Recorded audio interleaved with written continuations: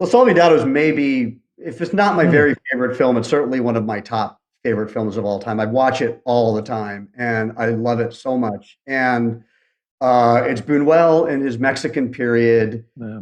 It's 1950. It was a period that was for him was quite challenging financially. It was a transitional period in global culture, post-war, obviously, but a lot of depression, a lot of poverty.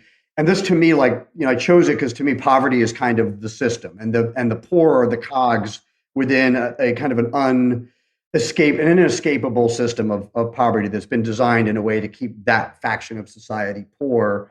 But it's great because uh, you had surrealists by now. You had Cocteau, and you had the sort of whole art movement of surrealism itself.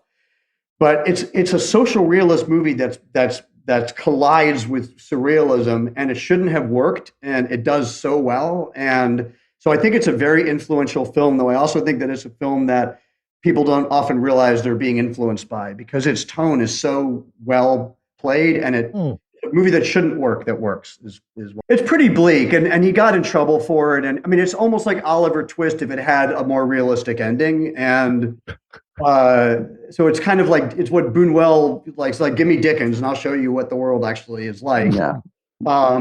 But I love it because it's not like I'm just drawn to bleak cinema because I'm often really not actually. But the thing about surrealism is there's sort of beauty and whimsy in it that is because Buñuel was a pretty whimsical person underneath all of it, and the dream sequences are so gorgeous and so evocative.